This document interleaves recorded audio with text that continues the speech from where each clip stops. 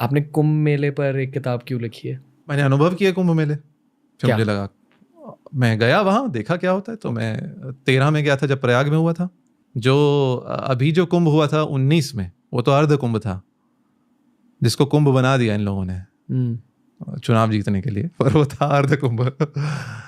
जो 13 में जब कुंभ हुआ था प्रयाग में, मैं वहाँ गया था। गैप कितना होता है?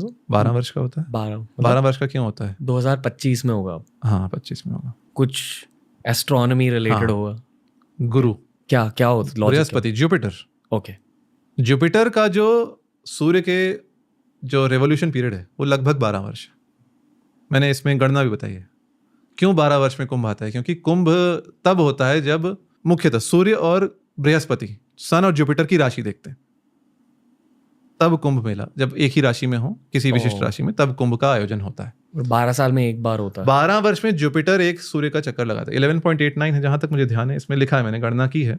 लगभग 12 वर्षों में जुपिटर आपका एक चक्कर लगा लेता है सूर्य का। पर मेरा सवाल यह है कि तो क्या अगर जुपिटर और सूर्य एक राशि में हो तो क्या होता है? तो क्या होता है? तो कुंभ मेला होता है। तो उस समय ऐसी मान्यता है, उस समय कुछ विशिष्ट तीर्थों में स्नान करने से हमारे बहुत सारे पापों से हम मुक्त हो जाते हैं। ऐसी मान्यता है, हमारे विश्वास है। तो जैसे नासिक में होता है, वहाँ भी मैं गया जब 15 में हुआ था। उज्जैन में होता है सिंहस्थ, वहाँ भी मैं गया जब 16 में हुआ था। हरिद्वार मेरा नहीं हुआ।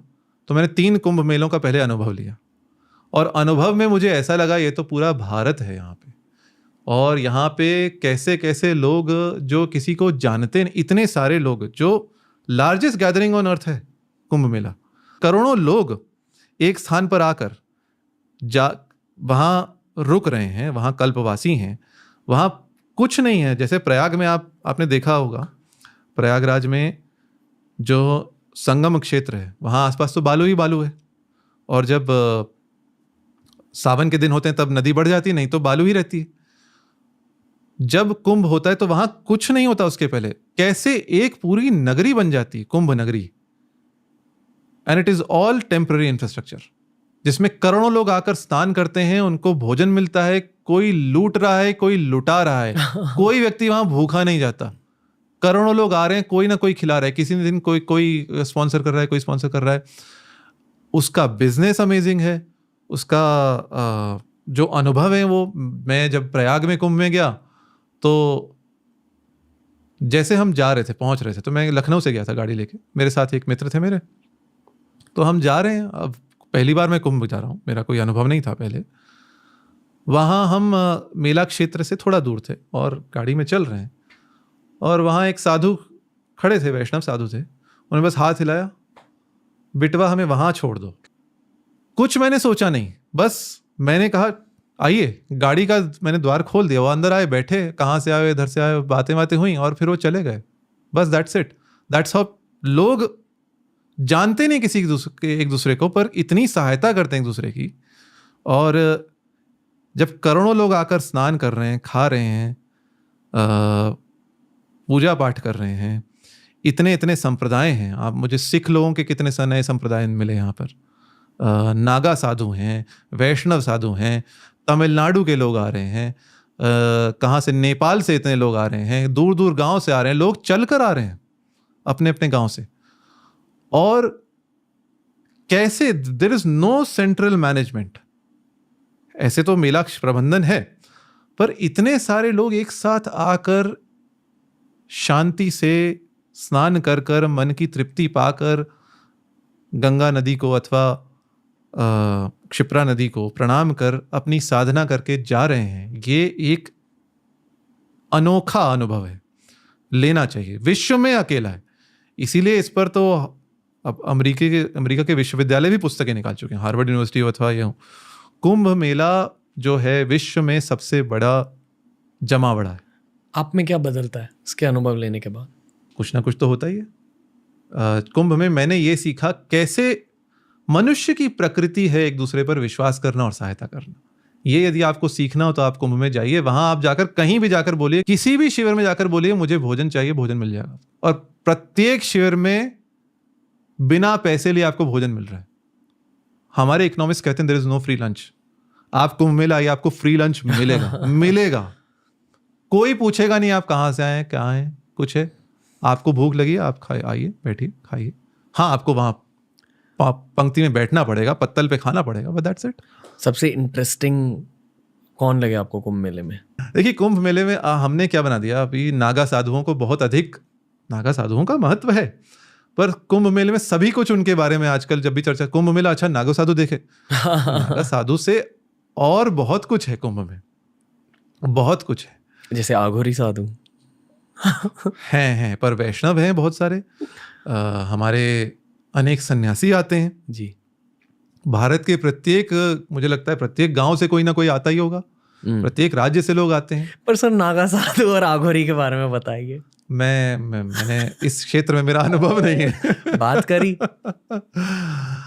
हाँ, मिले कुछ, मैं नागा साधुओं से बात करी, पर बहुत समय मैंने उनके पास नहीं बताया। पर हाँ, मेरे एक मित्र थे, जब ये अर्ध कुंभ हुआ था प्रयाग में 19 में, तो मेरे दक्षिण मुंबई के एक मारवाड़ी मित्र हैं, बहुत धनाढ़ परिवार से आते हैं, नाम मैं नहीं लूँगा, तो वो मेरे साथ थे और वो अपनी बहन के साथ आए थे और इनको नागा साधुओं को देखने की इच्छा थी कि चलो बहुत सुना है, चलिए देखते हैं।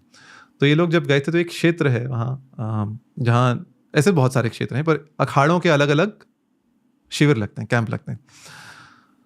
वो देख कर उन्होंने फोटोएं दिखाई, उन्होंने कहा कि मैंने पूछा, मैं नहीं गया था, वो गए अंदर, फोटो दिखाई, मैंने कहा आपने फोटो ली? उन्होंने कहा कि हाँ ली। आपने पूछा? हाँ पूछा। उन्होंने क्या बोला? कुछ नहीं, वो निर्वस्त्र बैठे हैं, कुछ भी नहीं है। जैसे कुछ जैन साधु हैं वो मोर पांख रखते हैं, कुछ नहीं है, और उनको कोई अंतर ही नहीं पड़ता कोई फोटो ले रहा है क्या कर रहा है। आप यहां जाएं, कहीं भी भीड़ भाड़ में जाएं और किसी व्यक्ति की ऐसी फोटो निकालने लगे, वो क्या कहेगा? सबसे पहले वो आपत्ति करेगा, फोटो क्यों निकाली, पूछा क्यों नहीं, क्या करोगे इसका, है ना। आप नागा साधुओं की फोटो ले, उनको कोई अंतर ही नहीं पड़ता। वो इस संसार से इतने कटे हुए हैं, इतने कटे, और ये लोग ये कहाँ रहते हैं किसी को पता नहीं। ये कुंभ में बस आ जाते हैं, रहते कहाँ हैं, पहाड़ों में, कंदराओं में, कहाँ रहते हैं किसी को कुछ पता नहीं है। और प्रयाग की कपकपाती ठंड में जब आपका 4 अथवा 5 डिग्री तापमान हो, तब इनका जब स्नान का मुहूर्त आता है तो सवेरे 4-5 बजे गंगा नदी में कैसे कूद जाते हैं। अच्छा, और मैंने बहुत कुछ देखा, कीलों पर लेटे हुए साधु देखे मैंने। आपने कुंभ की बात करें तो आपको कुछ नागा साधु तो अपनी मूत्रेंद्रिय से ईंटें उठा लेते हैं, वीडियोस मिल जाएंगे आपको, गाड़ी खींच लेते हैं।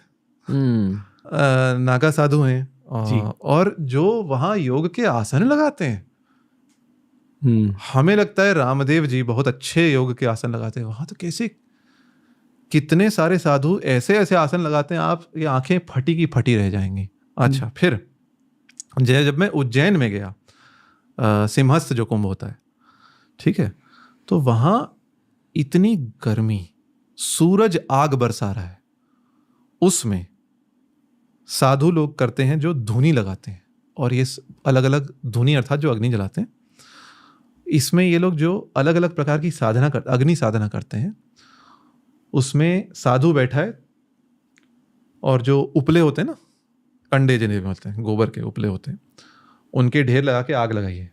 12 अग्नियां जल रही हैं, एक मटके में ऊपर आग जल रही है, तापमान 40 डिग्री है, वहां पूरा दिन बैठा है, वहां ये उसकी साधना है।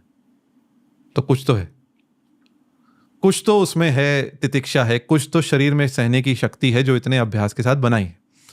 और साधु तो बहुत से दिख जाते हैं, कुछ लोग साधु जो विदेशी साधु मिल जाते हैं आपको, गोरे साधु बन जाते हैं जो भारत में रहते हैं। हाँ, कुंभ में आपको मिल जाएंगे, कोई कंप्यूटर बाबा, कोई पायलट बाबा, कोई लैपटॉप बाबा, कोई ये बाबा, किसी ने कितने वर्षों से हाथ नहीं उठाया, किसी ने कुछ बोला नहीं, कुछ लोग बैठते नहीं। ये बहुत घोर साधना है, पर ये तो एक जो है ना, हम चमत्कार को नमस्कार वाली बात है। बहुत कुछ कुंभ में ऐसा भी होता है जो आप कल्पवासियों को देखें, प्रयाग में जो कल्पवास करते हैं वो अधिकतर दंपति करते हैं, पति पत्नी करते हैं, और अधिकतर वृद्ध लोग करते हैं। 60, 65, 70 वर्ष की अवस्था में पति पत्नी वहां 1 मास तक वहीं ठंडी रेत पर सोएंगे, प्रतिदिन स्नान करेंगे, वहां आकर पूजा पाठ करेंगे और शांति से अपना जीवन यापन करें। एक यह भी पक्ष है, कल्पवासियों का क्षेत्र होता है। और आजकल तो बहुत ये कहते हैं चकाचक हो गए हैं कुंभ मेले, बहुत लाउड स्पीकर बहुत आ गए। पर जो पहले जो हुआ करते थे उसमें, आप मार्क टल्ली की इस पे पुस्तक पढ़ें, उन्होंने अच्छी पुस्तक लिखी है, तो आप मेरी पुस्तक ही पढ़ें। उसमें एक जो सरलता है लोगों की वो बहुत दिखती है हमें, कि जीवन में प्रसन्न रहने के लिए आपको बहुत कुछ नहीं चाहिए। आपको जीवन में प्रसन्न रहने के लिए आपको संतोष चाहिए। जब आवे संतोष धन सब धन दूरी समान, ठीक है ना। तो ये हमें कुंभ मेले में सीखने को, वहां प्रत्यक्ष देखने को मिलता है। लोगों के पास बहुत पैसा नहीं है, लोगों के पास बहुत साधन नहीं है, पर वो एक जो उमंग है उनके हृदय में कि हम कुंभ में आए हैं, हम स्नान करने आए हैं, गंगा हमारी माता है और हम यहाँ कल्पवास करेंगे, बैठेंगे पति पत्नी साथ में 70-80 वर्ष की आयु में। ये देखकर आपको लगता है कि ये कुछ है।